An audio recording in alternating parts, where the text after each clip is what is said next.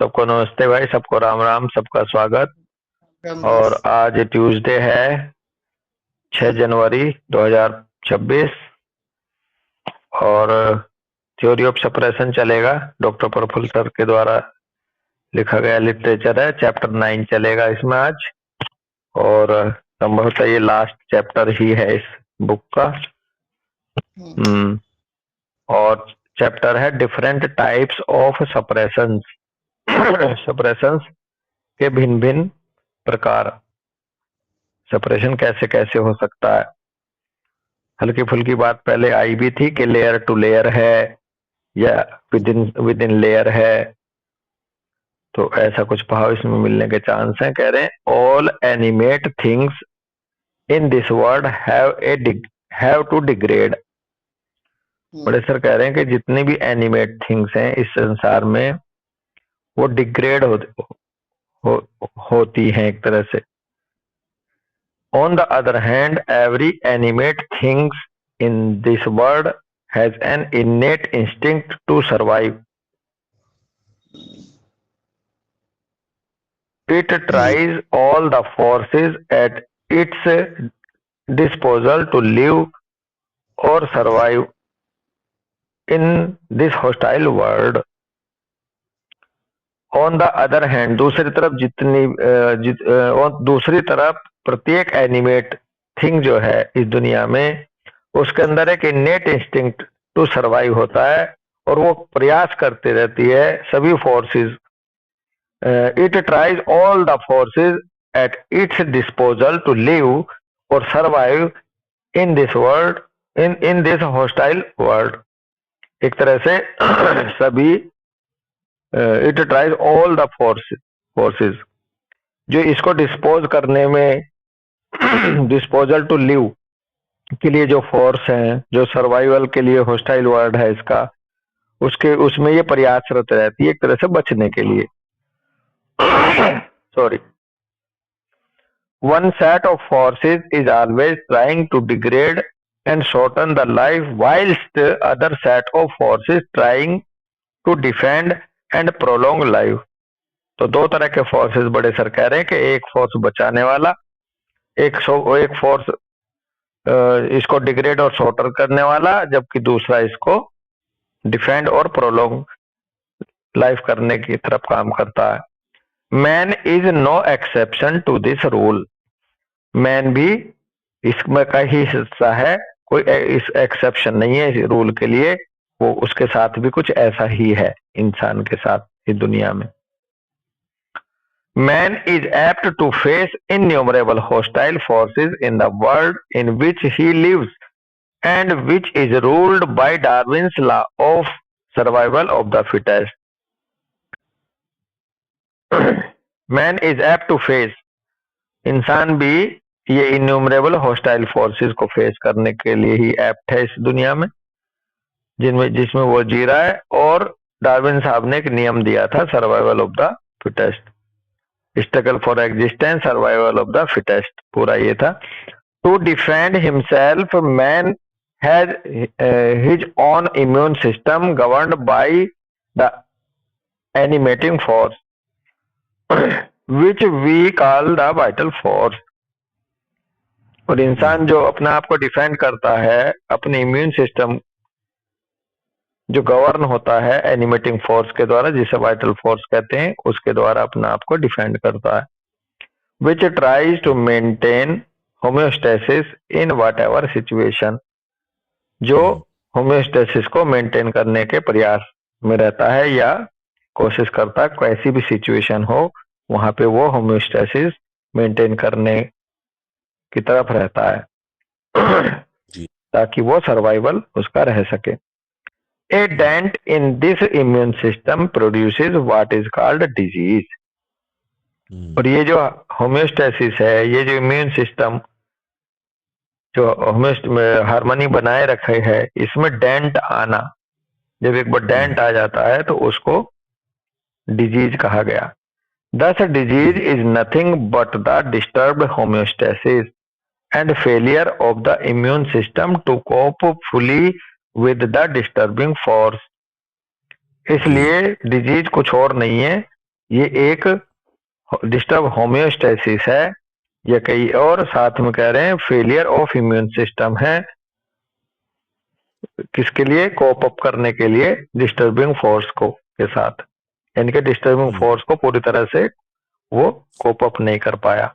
नहीं कर पाया तो डिजीज हो गया। जब तक वो कोप अप कर लेता है तो इंडिस्पोजिशन के दायरे में रहता है। द प्रोटेक्टिव और defensive forces use all their energies to keep the disturbing forces to bay। Protective और डिफेंसिव फोर्सेस जो हैं अपनी सारी एनर्जी को यूज करते रहते हैं डिस्टर्बिंग फोर्स को दूर रखने के लिए के क्रम में।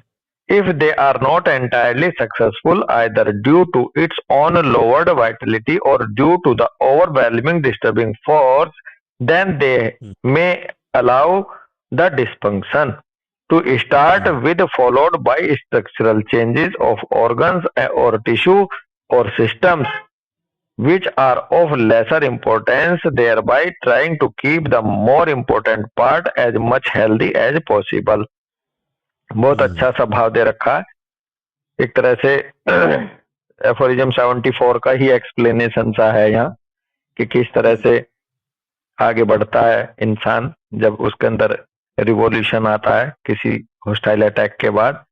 तो यहाँ ये कह रहे हैं कि जब ये प्रोटेक्टिव और डिफेंसिव फोर्सेस जो है अपनी एनर्जी को यूज करते रहते हैं दूर रखने के क्रम में उस डिस्टर्बेंस को हटाने के लिए यूज करते रहते हैं।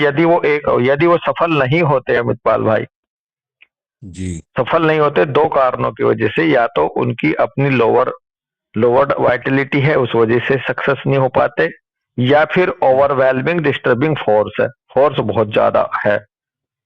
तो फिर क्या होता है, देन दे में अलाउ द डिस्फंक्शन, फिर उनके अंदर डिस्फंक्शन आएगा, अब अलाउ कर देंगे उनके जब हद से बाहर बात हो गई।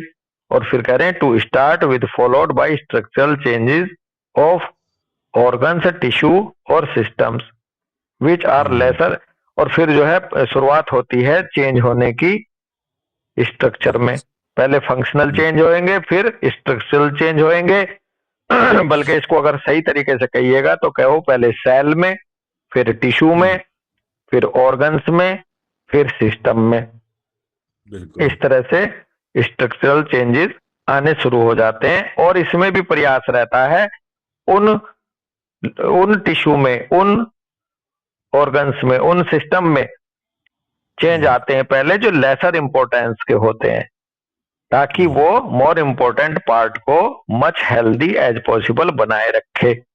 ये एक नेचुरल लॉ है शरीर के अंदर, जो अमित शर्मा बोलते हैं ना कि meant for heal, organism meant for heal, मतलब वो अंदर उसके हील करने की वो है, स्वभाव है प्रकृति की तरफ से। Thus as our defenses fail layer by layer or system by system, the disease symptoms start manifesting themselves in deeper and deeper organs or systems। और बड़े सर ने बहुत अच्छा भाव दिया कि इसी तरह से फिर जब डिफेंस फेल होते चले जाते हैं तो ये फेल होते हैं लेयर बाय लेयर और सिस्टम बाय सिस्टम, और इस तरह से डिजीज सिम्टम्स जो है स्टार्ट होते हैं मैनिफेस्ट होना या मैनिफेस्ट करना शुरू करते हैं डीपर एंड डीपर ऑर्गन और सिस्टम की तरफ। Next we come to the important question of how do we decide which organ और system is more important than the other. अब सवाल ये बनता है अगला, बड़े सर कह रहे हैं कि अब हम ये कैसे तय करेंगे कि ये महत्वपूर्ण क्वेश्चन है कि कौन सा इंपॉर्टेंट ऑर्गन है और कौन सा लेस इंपॉर्टेंट ऑर्गन या सिस्टम है। करें the direction which the disease will take and conversely the direction the cure should take in any particular individual. दूसरा सवाल ये बन रहा है कि जो डायरेक्शन है which the disease will take and conversely the direction the cure should take in any particular individual, कि कौन सी डायरेक्शन को हम देखेंगे, डिजीज की डायरेक्शन, और कौन सी डायरेक्शन को हम क्योर की डायरेक्शन तय करेंगे। दूसरा सवाल ये, फिर कह रहे हैं हाउ डू वी जज whether after the removal of the symptoms of the patient is on the right path और नॉट। तीसरा सवाल ये है कि कैसे हम ये जज करेंगे कि भाई सिम्टम के निकलने के बाद पेशेंट राइट पाथ पे है या राइट पाथ पर नहीं है। ये 2-3 क्वेश्चन बनते हैं। तो क्या बड़े सर कह रहे हैं फिर कि the importance of the organs and systems can be known from the knowledge of embryology and physiology. Answer दिया है पहले उसका कि जो ऑर्गन सिस्टम्स कौन सा इम्पोर्टेंट है ये हम जान सकेंगे जब हमें नॉलेज होगी एम्ब्रियोलॉजी की और फिजियोलॉजी की। Journey of disease can take place either as a result of the unrestricted natural progression of the disease or due to suppressive means of any kind। जो जर्नी ऑफ डिजीज जो होती है वो result होता है किसका, unrestricted natural progress of disease हो रहा हो या फिर सप्रेसिव तरीका अपनाया जा रहा हो किसी तरीके का। दो कारण बनते हैं जो जर्नी ऑफ डिजीज को आगे बढ़ाते हैं। This can take place in 5 ways, और ये 5 तरीकों से आगे बढ़ सकता है जर्नी ऑफ डिजीज। दस सप्रेशंस आर ऑफ 5 टाइप्स, और इसलिए सप्रेशन भी 5 प्रकार के बड़े सर ने यहां बताए। 5 प्रकार के ऐसे हैं, पहले बोल देता हूं। Number 1 location to location, number 2 organ to organ, number 3 system to system in the same layer, number 4 system to system in a different layers, number 5 miasmatic transfer. इस तरह से सप्रेशन दिखाई देगा। तो सबसे पहले देखते हैं location to location in the same organ. Same organ में लोकेशन टू लोकेशन कैसे जाता है। फॉर एग्जाम्पल एक्जिमा और vitiligo spots on the lower limb getting better and appearing on the upper limb. ये तो हो गया location to location in the same organ में।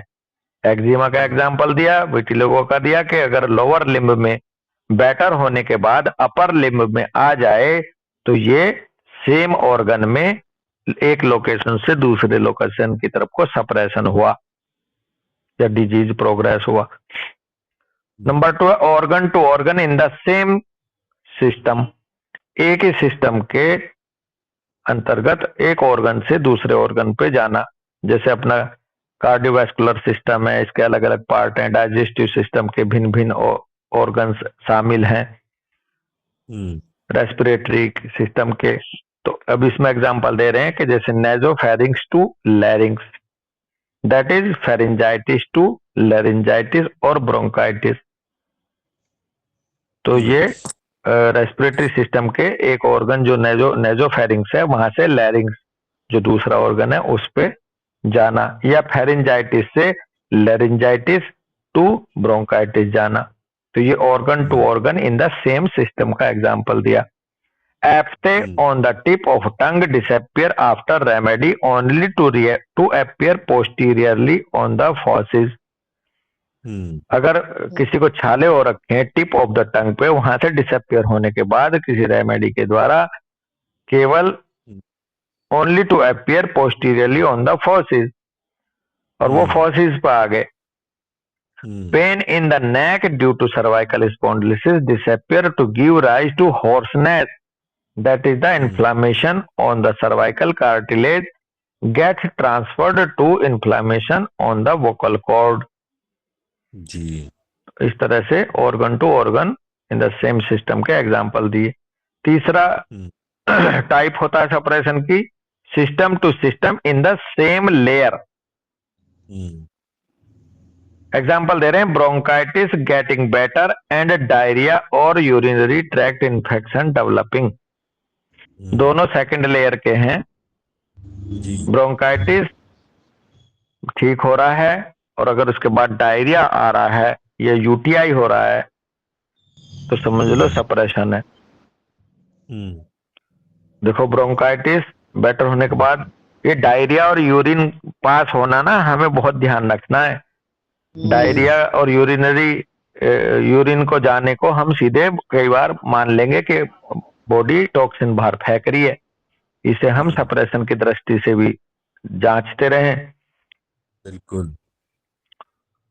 तो यहाँ ब्रोंकाइटिस अगर बेटर हो रही है और डायरिया या यूटीआई हो रहा है, यूरिनरी ट्रैक्ट इन्फेक्शन, तो वो ठीक नहीं हो रहा है, वो सप्रेस हो रहा है, समझ लो। फोर्थ है type system to system in different layer, एक सिस्टम से दूसरे सिस्टम में अलग लेयर की। For example gastrointestinal complaints, यानी कि जो एंडोडर्मल डिजीज था, like diarrhoea, getting better and patient developing hair fall और आर्थराइटिस, यानी कि mesodermal disease, and further heart problems and endocrines getting affected. तो ये system to system in different layers में ऐसे दिखेगा कि गैस्ट्रो जीआईटी से जो डायरिया के रूप में मान लो कोई दिक्कत थी वो ठीक हो गया, लेकिन हेयर फॉल शुरू हो गए, या फिर आर्थराइटिस आ गई थर्ड लेयर की, कनेक्टिव टिश्यू की, और कनेक्टिव टिश्यू से थर्ड लेयर से फिर हाइपरटेंशन की, हार्ट प्रॉब्लम की तरफ बढ़ गया फोर्थ लेयर की तरफ, और वहां से फिर एंडोक्राइन अफेक्ट हो गई। तो यानी कि फिफ्थ लेयर की तरफ चला गया सिस्टम से। पहले जीआईटी सिस्टम इन्वॉल्व था, फिर कनेक्टिव टिश्यू हुआ, और फिर उसके बाद सर्कुलेटरी हुआ, और फिर एंडोक्राइन सिस्टम हुआ, सिस्टम थ्रू सिस्टम में। तो इस तरह का भी सप्रेशन मिलेगा देखने को। नंबर 5 है मियाज्मेटिक ट्रांसफर कैसे होता है। That is from one miasm to another. For example psora to sycosis, अगर एक मियाजम में डिजीज था, अगर वो सही होने के बाद नेक्स्ट एडवांस मियाजम की तरफ नजर आने लगा तो सप्रेशन है। A child suffering from tendency to recurrent bronchitis getting better only to suffer from hypertension और getting a tendency to developing lipomas. बड़ा अच्छा एग्जांपल दे रहे हैं कि यदि कोई बच्चा रिकरेंट ब्रोंकाइटिस से सफर कर रहा था, अब वो ये तो ठीक हो गई, लेकिन अब उसको हाइपरटेंशन रहने लगा, या फिर उसके अंदर लाइपोमा डेवलप होने लगे, तो इसका मतलब जो वो सोरा से साइकोसिस की तरफ बढ़ गया, मियाज्मेटिक ट्रांसफर हो गया उसके अंदर। कह रहे हैं first 3 types of suppressions are self explanatory, the last 2 are complex and important. बड़े सर कह रहे हैं जो सब पहले जो 3 है, location to location, organ to organ, same same उसमें location to location in the same organ, organ to organ in the same system, system to system in the same layer, ये तो है तीनों सेल्फ एक्सप्लेनेटरी, ये तो सीधे सीधे पता चल जाएगा हमें। जो बाद वाले 2 हैं, system to system in different layer और मियाज्मेटिक ट्रांसफर, ये कॉम्प्लेक्स होते हैं और ये बहुत ही इंपॉर्टेंट भी होते हैं। ठीक है जी। लेयर बाय लेयर सप्रेशन को फिर से दे रहे हैं। लेयर बाय लेयर सप्रेशन क्या होता है, कह रहे हैं as can be seen in conjunction with the chart when the disease transfer or suppression takes place from lesser important to the more important organs. From the knowledge of embryology, we understand that the ectoderm gives rise to the tissues or organs which are of lesser importance. For example, skin, and when these are suppressed due to any reason, they travel upwards to affect the tissues which have their origin in the endoderm. For example, like the respiratory tract, GIT, etc. and further to mesoderm. तो layer wise ऐसे है कि layer wise में कह रहे हैं ectoderm से suppression होकर के मेसोडर्म में जाएगा, तो एंडोडर्म में सॉरी, और एंडोडर्म से सप्रेस होकर के जाएगा मेसोडर्म में।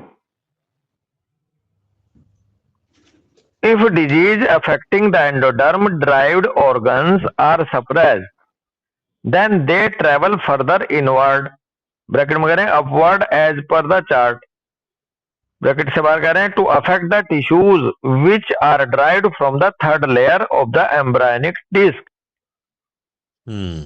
अर्थात द मेसोडर्म, VIZ कमला अर्थात द मेसोडर्म। तो कह रहे हैं यदि डिजीज अगर एंडोडर्म ड्राइव्ड ऑर्गन्स का था और वो सप्रेस हो गया तो वो ट्रेवल करेगा अंदर की तरफ और अफेक्ट करेगा टिश्यू को जो कि third layer of the embryonic disc से डेवलप होते हैं उन ऑर्गन्स को, यानी कि मेसोडर्मल डेरिवेटिव्स जो हैं उनको। But in this to TOO those derived from the mesenchyme, अब ये मेसोडर्म के भी 3 हिस्से हो जाते हैं, है ना। तो इसमें भी वो कह रहे हैं कि इसमें भी मेसोडर्म में जाने के बाद भी ये उनको अफेक्ट करेगा जो मेसेनकाइम से डेवलप हो रहे हैं, यानी कि connective tissue like bones, cartilage and dermis are lesser important as compared of those derived from mesothelium. अच्छा, ये 2 हैं, मेसेनकाइम और मेसोथीलियम। वो फिर स्क्लेरोटोम, मायोटोम, डर्मेटोम, फिर वो अलग होएगा आगे जाके। तो यहाँ 2 पार्ट हो जाते हैं मेसोडर्मल के भी, मेसेनकाइम एंड मेसोथीलियम। तो जो मेसेनकाइम है उसके लिए कह रहे हैं कि connective tissue like bones, cartilage and dermis are lesser importance है as compared of those derived from mesothelium, और मेसोथीलियम से डिराइव होते हैं parenchyma of organs and viscera. तो अगर पेरेन्काइमा अफेक्ट हो रही है किसी ऑर्गन की, अमित भाई, डॉक्टर दीपशिखा, तो समझ लो कि ज्यादा डीपर सप्रेशन है, बशर्ते connective tissue like bones, cartilage और डर्मिस पर अगर दिक्कत है अभी, तो अभी वो मेसोडर्म में भी अभी सुपरफिशियल है, डीप हो जाएगा जब जब उसका पेरेन्काइमल टिश्यू ऑर्गन का या विसरा का इन्वॉल्व हो जाएगा। आगे कह रहे हैं this layer to layer separation does not occur easily and hence homeopaths may get away with wrong prescriptions like mixtures, compounds, specifics or even partially similar drugs till such time that the immunity of the person is not severely compromised due to various reasons। बहुत अच्छी बात sir ने कही है यहाँ कि ये जो लेयर टू लेयर सेपरेशन है वो इतना आसान नहीं होता, शरीर खुद लड़ता है अपने आप को बचाने के लिए, बहुत बारीक वो है ये सप्रेशन। डीप सप्रेशन जल्दी से होता भी नहीं है लेयर तो इसलिए कह रहे हैं कि ये लेयर टू लेयर सप्रेशन जो है आसानी से होता नहीं है, तो इसलिए होम्योपैथ जो है इसे दूर करते रहते हैं, उन चीजों को हटाते रहते हैं रॉन्ग प्रेस्क्रिप्शन के द्वारा, जैसे मिक्सचर और कंपाउंड्स, स्पेसिफिक्स और पार्शली सिमिलर ड्रग से। और ये जब तक कामयाब रहते हैं वो हटाने में भी, इनको आराम देने में, जब तक इम्यूनिटी किसी दूसरे कारणों से सीवियरली कंप्रोमाइज ना हो जाए। अगर इनके द्वारा जो रॉन्ग प्रेस्क्रिप्शन के द्वारा जो इंसान थोड़ा सा ठीक सा रह रहा था, अगर उसको कहीं अचानक सीवियरली कंप्रोमाइज कर गई उसकी इम्यूनिटी, तो फिर वो आराम आना बंद हो जाता है इनसे। This layer to layer separation also forms the spectrum of the degradation of man from birth to death। और ये layer to layer separation जो है also form the spectrum of degradation of man from birth to death। ये spectrum बनाता है कि भाई किस तरह से इंसान बर्थ से डेथ की तरफ बढ़ता है, layer to layer separation. Okay, birth से डेथ की तरफ जब जाता है इंसान, और वैसे भी नेचुरल तरीके से भी, तो ये लेयर टू लेयर सेपरेशन या layer to layer immunity compromise होती चली जाती है, और जाते जाते जाते जाते जो रिजल्ट निकलता है वो डेथ निकलता है। इसलिए कैलेंडर पैथोलॉजी की बुक है एक, उसमें लिखा है कि there is no death, death is the consequence of single और मल्टीपल हॉस्टाइल अटैक्स का रिजल्ट है डेथ, अदरवाइज डेथ जैसा कुछ है नहीं। और इसका थोड़ा सा देखो, वैसे तो जो आया है वो जाता ही है अपने शास्त्रों के हिसाब से। लेकिन जो पैथोलॉजी की ये वाली लाइन वहां सेट बैठ रही है कि जितना इंसान बचा रहेगा हॉस्टाइल अटैक से उतना उसका जीवन लंबा होता है, यानी कि डेथ जो है वो डिले जरूर हो जाती है। इसलिए पहले जो ऋषि मुनि लोग थे वो काफी काफी समय तक जीते थे।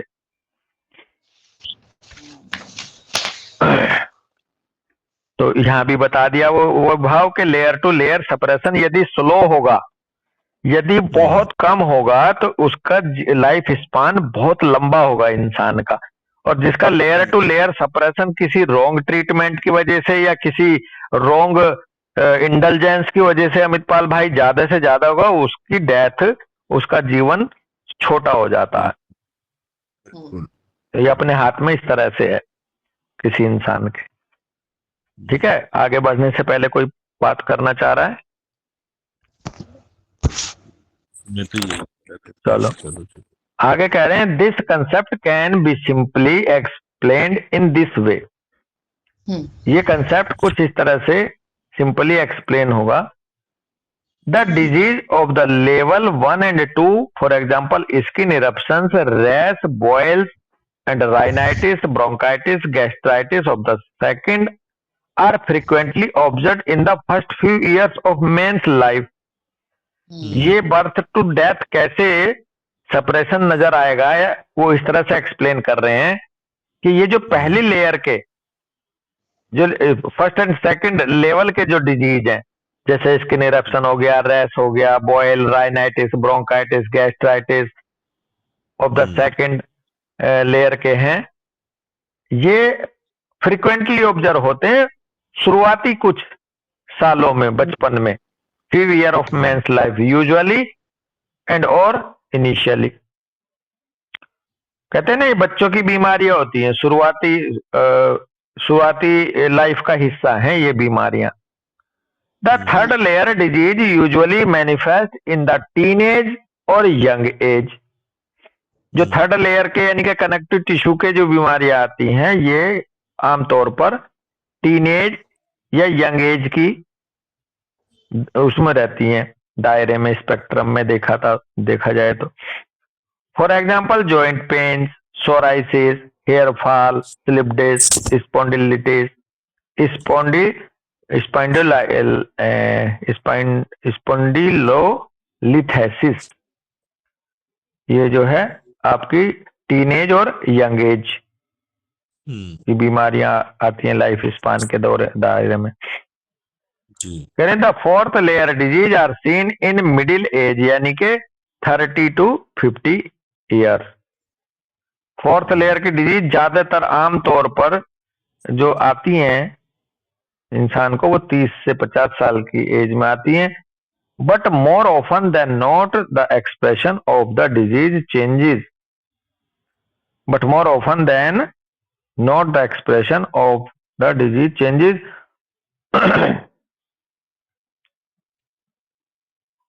but more often than not the expression of the disease changes from simple inflammation to induration of organs and systems or even to destruction of organs is the change in the expression of disease.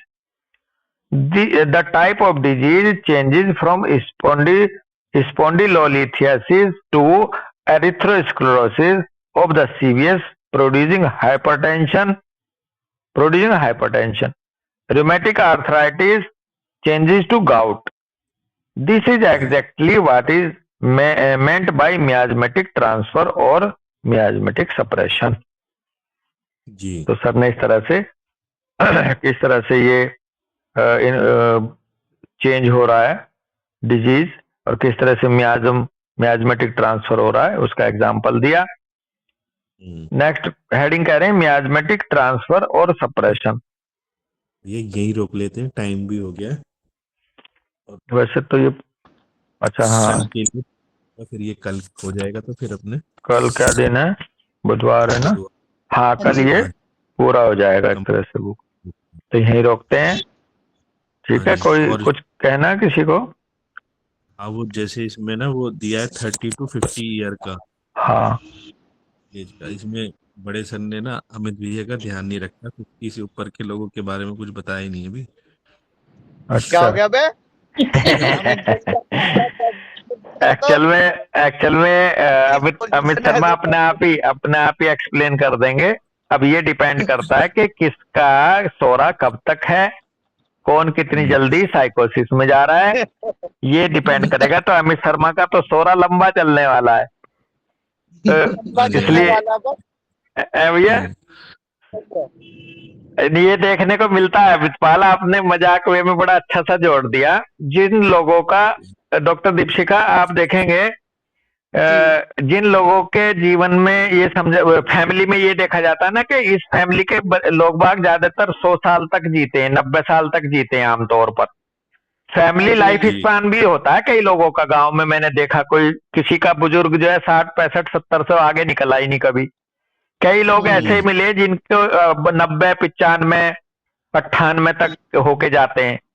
तो मैंने, ये खुद observation है मेरा, कि जिन जिन family में life span 90 95 98 तक का है, तो उनके परिवारजन 30 साल तक तो बिल्कुल भोले रहते हैं, बच्चापन ज्यादा रहता है उन्हें। गांव में ये कहते हैं, यार ये तो बड़े सीधे लोग हैं, इन्हें इन्हें कुछ दाएं बाएं करनी नहीं आती बातें। तो वो 30 40 साल के बाद फिर वहां तक तो वो सोरा चलता है, फिर वो 60 65 70 तक चलते हैं साइकोसिस में। तो उन इस तरह से उनका जो ये सोरा साइकोसिस और सिफिलिस की जो फेस है, उनकी लंबी चलती है, और सिफिलिस लास्ट में कम रहता है, सोरा साइकोसिस ज्यादा रहता है उनमें फिर। और कंपैरेटिवली दूसरी फैमिली जिनमें लाइफ स्पान कम देखा गया, तो उनमें पैदा होते ही बच्चे साइकोटिक ज्यादा रहते हैं, सोरा बहुत जल्दी निकल जाता है, और वो बहुत तेजी से मैनिपुलेट करने लगते हैं लोगों को। और फिर पता चला धीरे धीरे बाद में वो सिफिलिस में जल्दी तो ये जो मियाज्मेटिक जो जर्नी है ना, मियाज्म की जो जर्नी है नेचुरल, ये तय करती है कि किसका लाइफ स्पान कितना लंबा होने वाला है। बिल्कुल। हाँ, तो बहुत ही एक्स्ट्रा ऑर्डिनरी पर्सनैलिटी है। हम स्टैंडर्ड में पढ़ भी रहते हैं डॉक्टर दीपशिखा, जो बहुत एक्स्ट्रा ऑर्डिनरी मेंटल फैकल्टी वाले हुए हैं, उनकी लाइफ ज्यादा हुई नहीं लंबी। चाहे आपने स्वामी विवेकानंद ले लो, चाहे जो चारों मठ जिन्होंने बनाए थे, आदि शंकराचार्य जी ले लो। मैं और अमित पाल बात कर रहे थे, जिसने ग्रेस एनाटॉमी लिखी है, उस प्रोफेसर को ले लो, 27 साल में पीएचडी वीएचडी करके ग्रेस एनाटॉमी लिख के चले गए। बस मुंशी प्रेमचंद थे 32 साल में, या ऐसे 33 साल में रामानुजन, जो बहुत अच्छे अच्छे साइंटिस्ट हुए हैं। हाँ। यहाँ पर आपकी बात बिल्कुल सही आ गई कि हमारी हेल्थ क्या है, health is the normal speed of degradation. हाँ। हेल्थ भी या हमारी एक नॉर्मल है कि नॉर्मल स्पीड में हमारे को डिग्रेड होना है। बात ये भी है कि जाना तो सबको ही है, लेकिन जो साइकोसिस है, जिनकी बहुत तेजी से सिफिलिस चलती है, जिनकी जितनी तेजी से साइकोसिस होगी, जितनी तेजी से सिफिलिस, उतनी तेजी से सिफिलिस आएगी, और सिफिलिस के तुरंत बाद फिर हम चले जाएंगे। तो ये हो रहा है कि आपको, हमें सबको ये देखना है कि इस आदमी के जिंदगी में जो ये सोरा साइकोसिस है, ये नॉर्मल स्पीड से चल रहे हैं कि एबनॉर्मली हाई है। हाँ, लेकिन ओवरऑल सोसाइटी के ये स्पीड बढ़ा दी है आज की डेट में। ये बढ़ा दी। बस एक बात समझिए, हम बार बार कहते हैं, अभी हम लोग जब छोटे थे तो हर चीज में देखिएगा, क्रिकेट मैच हुआ करता था तो पहले टेस्ट मैच होता था, फिर 50 आवर्स का आया, फिर 20 का, अब 10 का आने लगा। या पहले हम लोगों का पिक्चर होती थी 4-4 घंटे की, फिर 1 घंटे की, 2 घंटे की, फिर अब शॉर्ट्स में आ गई। हम हर चीज को शॉर्टकट में लेते जा रहे हैं, तो लाइफ स्पान इतने शॉर्ट होता चला जा रहा है। हो रहा है। ये ओवरऑल सोसाइटी का ही है, ओवरऑल सोसाइटी का ही है। बिल्कुल। तो ये युग प्रभाव है, कलयुग युग प्रभाव है। सतयुग में ज्यादा सोरा लंबा था तो लाइफ बहुत ज्यादा होती थी, फिर त्रेता में, फिर द्वापर में, और कलयुग में सिफिलिस ज्यादा होगा, तो इसलिए लाइफ स्पान शॉर्ट हो जाएगा। युग काल धर्म में भी देखा जा सकता है सोरा साइकोसिस सिफिलिस को। बिल्कुल। सब चीज होम्योपैथिकली तीनों चीजों में इसी तरह से आती है। सोरा पहले जो है गांव में या वहां पर जहाँ सोरा ज्यादा है तो वहां पर एकदम से सिफिलिस इस तरह से आई नहीं रही अभी भी। ना, अब लेकिन परिसर का लेकिन घर लेकिन लेकिन बदल रहा है समय अब दोस्त। हाँ वो सब बदल रहा है, ये है। चलो ठीक है, यहीं रुकते हैं। सबको राम राम भाई, सबको नमस्ते, सबका धन्यवाद। राम राम भाई, राम राम भाई, राम राम, राम राम सर। राम राम जी।